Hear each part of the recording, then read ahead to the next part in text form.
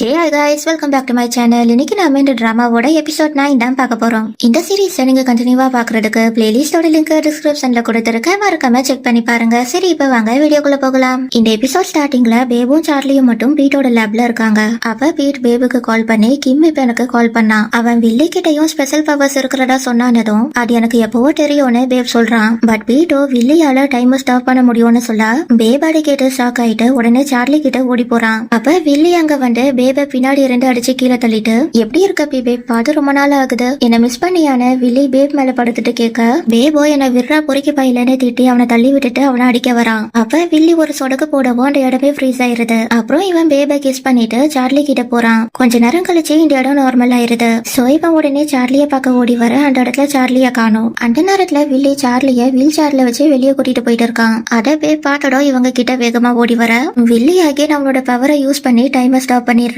தென் ஒரு ஃபிளவர் வேஸ வச்சு அவன் பேப அடிச்சு போட்டுட்டு சார்லி அங்க ரெண்டு கூட்டிட்டு போறான். கட் பண்ணா இங்க வின்னர் கெண்டாவை டோனி கிட்ட கூட்டிட்டு வரான். அப்ப டோனியும் கெண்டா கிட்ட, நீ என்னடா என் கிட்ட இருந்து எஸ்கேப் ஆயிடலான்னு நினைச்சியான்னு கேட்க, வின்னர் டோனி கிட்ட, நீங்க எதுக்கும் கவலைப்படாதீங்க மிஸ்டர் டோனி, நான் எல்லாத்தையும் செக் பண்ணிட்டேன், இவனும் கிம்மும் லேப்குள்ள வந்திருக்காங்க, ஆனா அவங்க எதையுமே எடுக்கலன்னு சொல்ல, இவரும் இவங்க எதுவும் திருடல, ஜஸ்ட் சுத்தி பார்க்க வந்திருக்காங்க அதானு கேட்டுட்டு, நீ பேசுறதுக்கு முன்னாடி உன் மூளைய கொஞ்சம் யூஸ் பண்ணுடான்னு திட்டிட்டு, நீ எதுக்காகடா இங்க வந்தேன்னு இவரு கெண்டா கிட்ட கேக்குறப்ப அவருக்கு வில்லி கிட்ட இருந்து கால் வருது. அட அட்டென்ட் பண்ணி இவரும், நீ அவனை புடிச்சிட்டியான்னு கேட்டுட்டு, சரி நீ அவனை என்கிட்ட கூட்டிட்டு வா, அவனோட உயிருக்கு எந்த ஆபத்து வந்துடக்கூடாதுன்னு சொல்றாரு. கட் பண்ணா இங்க கராஜ்ல நார்த் பேபுக்கு ஐஸ் பேக் கொடுக்கறான். தென் வில்லி டோனிக்கு கீழே ஒர்க் பண்றான்னு கேட்க, அதை பத்தி எனக்கு சரியா தெரியலன்னு பேப் சொல்றான். சோ இதனாலதான் சார்லி டீமை விட்டு வெளியே போனானு சோனி கேட்க, ஜெஃபோ ஆமா டோனி சார்லி கூட இருக்கிறவங்க எல்லாரையும் கொலை பண்றதுக்கு பிளான் போட்டிருக்கான்னதும், ஜெஃப் நீ சார்லியோட லொகேஷனை ட்ராக் பண்ணிட்டியான்னு பேப் கேக்குறான். அதுக்கு ஜெஃபோ, வில்லி சார்லியோட மொபைல சுவிச் ஆஃப் பண்ணி வச்சிருக்கான், அவனோட லாஸ்ட் லொகேஷன் லேப் கிட்ட தான் காட்டுதுன்னு சொல்லிட்டு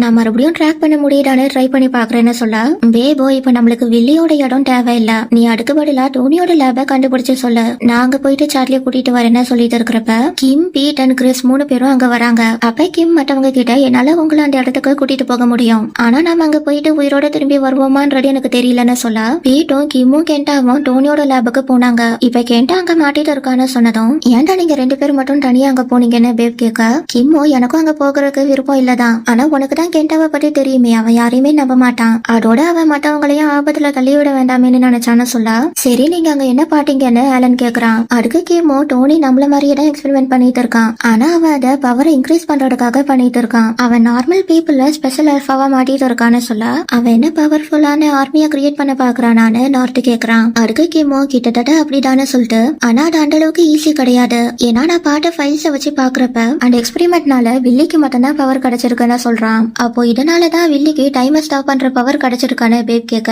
அப்ப ஜெஃபோ, அதான் அவனாலேயே பவரை உருவாக்க முடியுதுல்ல, அப்போ எதுக்காக அவனுக்கு சார்லி தேவைப்படுறான்னு கேட்க, மேபி அது சார்லியோட செல்ஸுக்காக இருக்கலாம்னு கிறிஸ் சொல்றான். டோனி உருவாக்குன பவர் இன்னும் ஸ்டேபிளா இல்ல, அந்த சார்லி கிட்ட ஸ்பெஷல் செல்ஸ் இருக்கு, அதால பவர்ஸ அப்சர்வ் பண்ண முடியும், சோ டோனி அவனோட சீரமை இன்னும் பவர்ஃபுல் ஆக்குறதுக்கு சார்லிய யூஸ் பண்ணலாம்னு சொல்ல, தென் நம்ம உடனே சார்லிய காப்பாத்தி ஆகணும்னு பீட் சொல்றான். கற்பனா இங்க வில்லி ஜேமரை ஆன் பண்ணிட்டு, நீ எதுக்கும் கவலைப்படாத, நீ ரொம்ப நேரம்லாம் என் கூட இருக்க மாட்டேன்னு சார்லி கிட்ட சொல்ல, சார்லியும் என்ன எடுக்கிற இங்க கூட்டிட்டு வந்து வச்சிருக்க, என்னையே நீ டைரக்டா டோனி கிட்ட கூட்டிட்டு போகலன்னு கேட்டுட்டு, ஒருவேளை நீயும் டோனி கிட்ட இருந்து தப்பிக்க பாக்குறியா, அதனாலதான் அந்த ஜேமரை யூஸ் பண்ணியான்னு கேட்க, வில்லியும் நீ பார்க்க முட்டாள் மாதிரி இருக்கிறனால நீ முட்டாளா இருப்பியோன்னு நினைச்சேன், ஆனா நான் தப்பு கணக்கு போட்டுட்ட மாதிரி தெரியுதுன்னு சொல்லிட்டு உங்களாலதான் இதை நான் வச்சுட்டு இருக்கேன்னு சொல்லி இவன் சார்லி கிட்ட அவனோட பின்னந்தலைய காட்டிட்டு, நீங்க எல்லாரும் டோனி கிட்ட இருந்து தப்பிச்சு போயிட்டனால இப்ப இதெல்லாம் என் தலைமையில வந்து விழுந்திருக்கு, அவங்க என்ன வச்சு எக்ஸ்பெரிமெண்ட் பண்ணி என் தலையில இந்த சிப்பை வச்சுட்டாங்க, இதால அவங்க சொல்ற எல்லாத்தையும் நான் செய்ய வேண்டியதா இருக்குன்னு சொல்ல,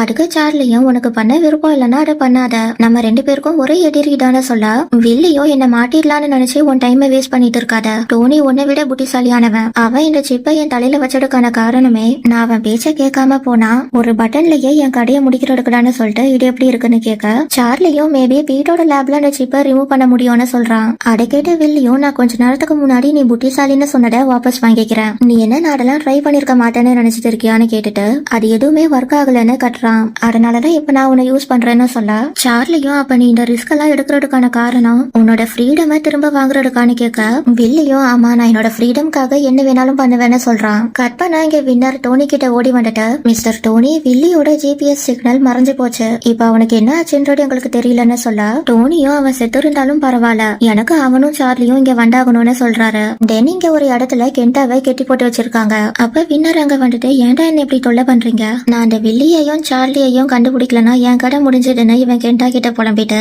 அங்க பக்கத்துல நிக்கிற ஒரு கார்டு கிட்ட நீ இவனை இங்கேயே ரெண்டு பாட்டுக்கோ மற்றவங்களா என் கூட வாங்கன்னு சொல்லிட்டு தென் கெண்டாவை பாட்டு நீ என்னோட என்ன பாட்டு முறைக்கிற, நீ உன் மனசு என்ன பெரிய இவனு நினைச்சிட்டு இருக்கியான்னு கேட்டுட்டு நான் வந்து உன்னை கவனிச்சுக்கிறேன்னு சொல்லிட்டு அவன் கெண்டாவோட தலையில ஒரு துணியை போட்டு போறான். தென் அங்க ரெண்டு எல்லாரும் போனதுக்கு அப்புறமா கெண்டா முன்னாடி ஒரே ஒரு பாடி கார்டு தான் நிக்கிறான். சோ கெண்டா ஒரு ஜம்ப் பண்ணி அவனோட காலை வச்சு அந்த கார்டோட கழுத்தை நெரிச்சு அவனை மட்டையாக்கிடுறான். அதுக்கப்புறமா இவன் அந்த கார்டோட ட்ரெஸ் போட்டுட்டு அவனை அந்த கயிறை வச்சு கெட்டி போட்டுட்டு கெண்டா லேப் குள்ள போகிறான். கற்பனா இங்க கராஜ்ல இப்பவே நம்ம டோனியோட லேபுக்கு போலான்னு வேப் சொல்ல வீட்டும் கெண்டா அவனுக்கு அனுப்பின மெசேஜ காட்டி வில்லியும் சார்லியும் இன்னும் லேபுக்கு போய் சேரலன்னு சொல்றான். அடிக்கடி வேப்போ அப்ப அவன் சார்லியை எங்க கூட்டிட்டு போயிருப்பான், அடுத்து அவன் என்ன பண்ண போறான்னு கேட்க அடுக்கு பீட்டோ மேபி அவன் டோனி கிட்ட ஏதாச்சும் கேட்கலான்னு சொல்ல கிம் பீட் கிட்ட வந்துட்டு இப்ப அந்த மெசேஜ கெண்டாடா அனுப்பியிருந்தா அவன் நம்மள இதுல இருந்து விலகி இருக்க சொல்றான்னு கேட்க மேபி அவன் உள்ள இருந்து இன்னும் கொஞ்சம் இன்வெஸ்டிகேட் பண்ண நினைக்கலாம், அவனால இப்ப எனக்கு மெசேஜ் பண்ண முடியுதுன்னா கண்டிப்பா அவன் உள்ள சேஃபாடா இருப்பான்னு சொல்ல கெண்டா அங்க உள்ள இருக்கிறது நம்மளுக்கு யூஸ்ஃபுல் தானே ஆலன் சொல்றான். அப்ப ஜெஃபோ சோ இப்ப நம்ம வில்லியோட காரை தான் கண்டுபிடிச்சாகணும்னு சொல்ல டென்னியோட டிராபிக் கேமராஸ்ல இருந்து ஸ்டார்ட் பண்ணுன்னு ஆலன் சொல்றான். அதுக்கு ஜெஃபோ என்னால ஒரு கேமராவை மட்டும் தான் ஆக்ட் பண்ண முடிஞ்சது, இந்த இடம் இங்க இருந்து 10 கிலோமீட்டர் தள்ளி இருக்குன்னு சொல்ல ஆனா இதை வச்சு அவன் எங்க போயிருக்கான்னு நம்மளால கண்டுபிடிக்க முடியாதே, அவன் இந்த இடத்துக்குள்ள எங்க வேணாலும் போயிருக்கலான்னு ஆலன் சொல்ல ஜெஃபோ அவன் போற ஸ்பீட பார்த்தா இந்நேரத்துக்கு அவன் ஏரியா விட்டே வெளியே போயிருப்பான், சோ அவனை ட்ராக் பண்றது ரொம்ப கஷ்டம்னு சொல்ல சோ இதை வச்சு பாக்குறப்ப வில்லி சார்லிய கைது பண்ணி வச்சிருக்கான்னு பேப் சொல்றான். அப்ப பீட்டும் டென் வில்லி கண்டிப்பா சார்லிய எதுவும் பண்ணிட மாட்டான்னு சொல்லிட்டு இப்ப நமக்கு ஏதாச்சும் கால் வருதான்னு வெயிட் பண்ணி பாப்போம்னு பீட் சொல்ல பேபோ இதுக்கு மேலாம் என்னால வெயிட் பண்ண முடியாதுன்னு அங்க ரெண்டு கிளம்புறான். அப்ப சோனிக் அவனை ஸ்டாப் பண்ண ட்ரை பண்றப்ப ஆலன் அவனை நிறுத்தி பரவாயில்லடா அவன் போகட்டும், இங்க சும்மா இருக்கிறதுக்கு அங்க போய் தேர்றது எவ்வளவு பெட்டர் தான்னு சொல்றான். கற்பனா இங்க பேப் சார்லிய தேடிட்டு இருக்கிற அதே நேரத்துல இங்கே டோனி வில்லி கிட்ட பேசிட்டு இருக்காரு. நீ இப்ப சார்லிய எங்கடா வச்சிருக்கன்னு கேட்க இவனும் இப்ப நானும் சார்லியும் சேஃபாடா இருக்கும்னு சொல்றான். அதை கேட்டு இவரும் நீ ஒழுங்கா சார்லி எங்க கூட்டிட்டு வான்னு சொல்ல இவனும் நீங்க என் தலையில இருக்கிற சிப்பை எடுக்கிற வரைக்கும் நான் சார்லிய தரமாட்டேன்னு சொல்றான். அதுக்கு டோனியும் உனக்கு என் கூட இந்த மாதிரி பார்கெயின் பண்றதுக்கெல்லாம் ரைட்ஸ் இல்ல,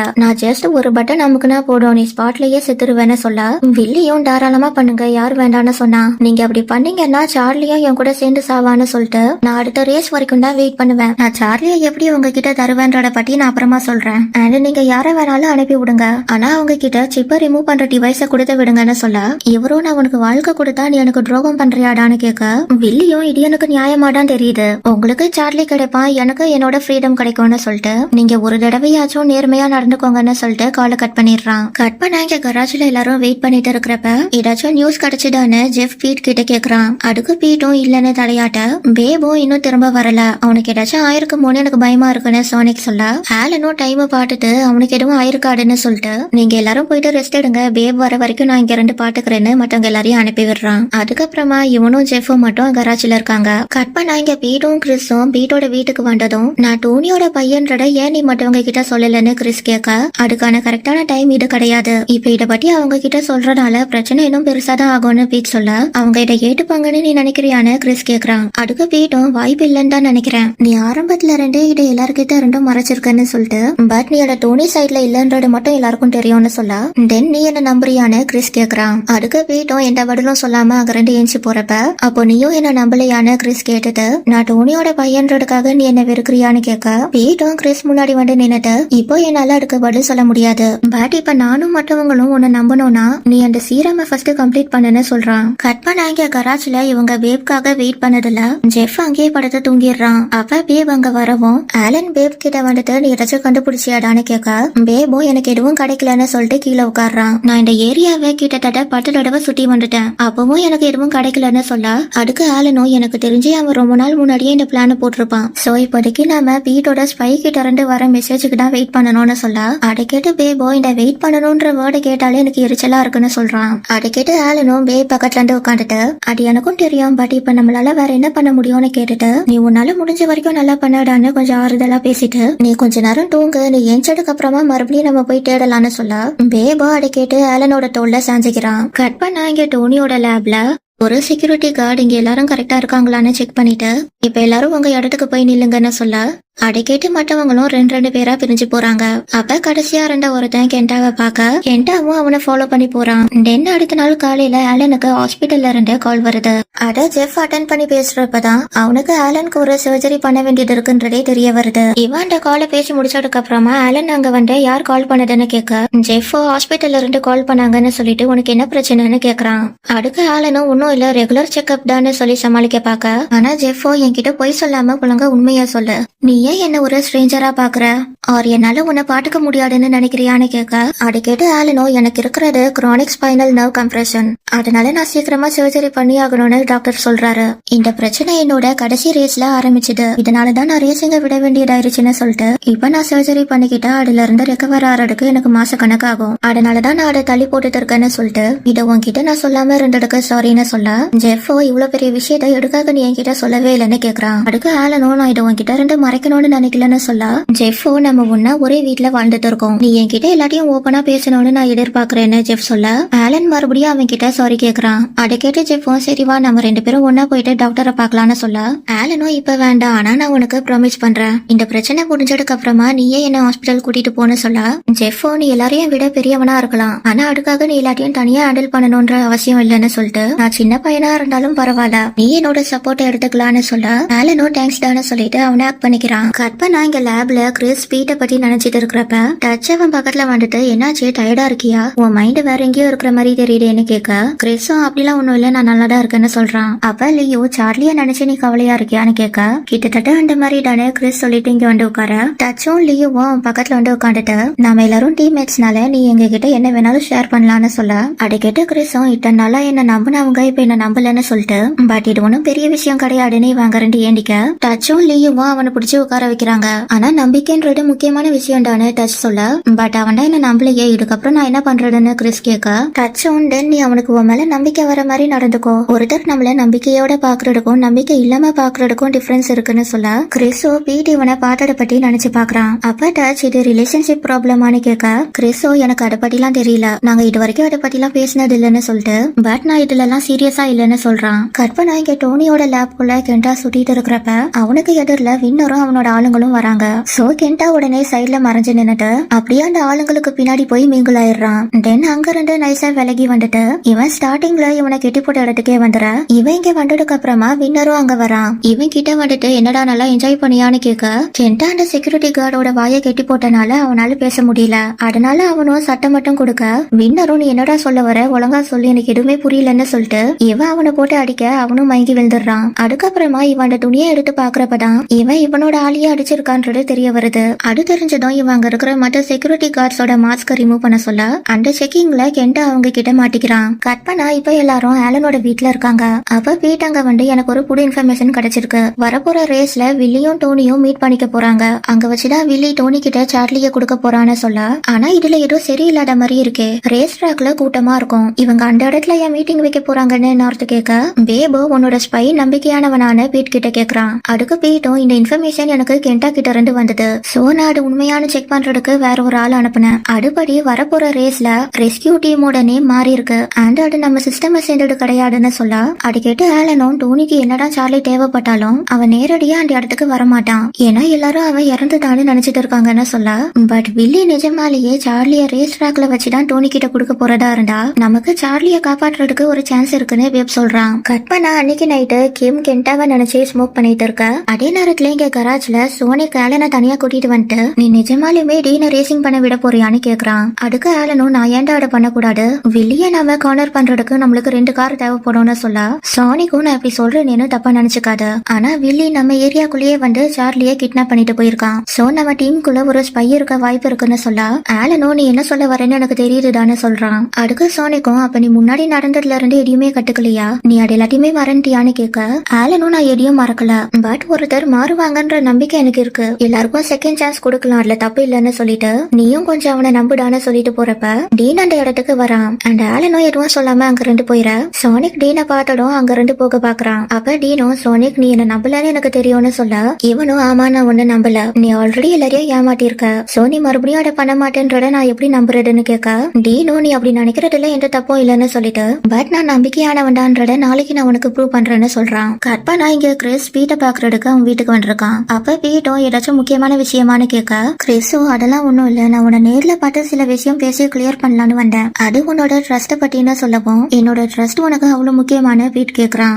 அதை கேட்ட கிறிஸும் நான் உன்கிட்ட ஸ்ட்ரெயிட்டாவே சொல்லிடுறேன், நான் டோனி மாதிரி ஆளுங்க கூட எல்லாம் எந்த காரணத்துக்காகவும் ஒர்க் பண்ண மாட்டேன். அண்ட் நம்ம ஜஸ்ட் கேஷுவல் ரிலேஷன்ஷிப்ல இருந்தாலும் நீ என்ன ஒரு எதிரியா பாக்குறது எனக்கு ஒரு மாதிரியா இருக்குன்னு சொல்ல அதை கேட்டு பீட்டும் எனக்கு உன் மேல நம்பிக்கை இருக்கு, நீ டோனி கூட ஒர்க் பண்ணிட்டு இருந்தா நீ கண்டிப்பா என்னோட லேப்ல வந்து ஜாயின் பண்ணிருக்க மாட்டேன்னு சொல்ல அதை கேட்டு கிறிஸோ அப்பனா நான் உண்மையே தான் சொல்றேனான்றத நீ செக் பண்ணி பார்க்க மாட்டியான்னு கேட்க அதுக்கு பீட்டும் அதுக்கெல்லாம் அவசியம் இல்ல, எனக்கு உன் மேல நம்பிக்கை இருக்குன்னு சொல்றான். கற்பனா இங்க கராஜ்ல பேப் இங்க உட்காந்து இருக்கிறப்ப ஜெஃப் அவன் கூட பேசுறதுக்கு அங்க வரான். உன்னோட இன்சோமியா திரும்பவும் வந்துருச்சு தானே, உன் கை நடுங்குறத நான் பாட்டுன்னு சொல்ல பேபோ இதெல்லாம் ஒண்ணும் இல்ல, ஸ்லீப்பிங் பில் எடுத்தா சரியா போயிரும்னு சொல்றான். அதை கேட்டு ஜெஃபோ நீ உன்னோட எனர்ஜியை சேவ் பண்ணுன்னு சொல்ல பேப் ஜெஃப் கிட்ட உன்கிட்ட உன்னோட பவர்ஸ் இருக்கிறப்ப நீ சார்லி கிட்னாப் பண்ணப்படுற விஷயனை பாட்டடானு கேட்டுட்டு ஆலன் என்கிட்ட ஒரு விஷயத்த சொன்னான், நீ ஒரு தடவை உன்னோட விஷன்ல நீயும் ஆலனும் ஒண்ணு சேர முடியாதத பாட்டியாமேன்னு கேட்டுட்டு தென் நீ என்னையும் சார்லியையும் பத்தி ஏதாச்சும் பாட்டியான்னு கேட்க ஜெஃபோ அதுக்கு இல்லன்னு சொல்லிட்டு பட் சார்லி என்கிட்ட ஒரு விஷயத்த சொல்லியிருக்கான், ஃபியூச்சர்ல என்ன நடக்கிறதா இருந்தாலும்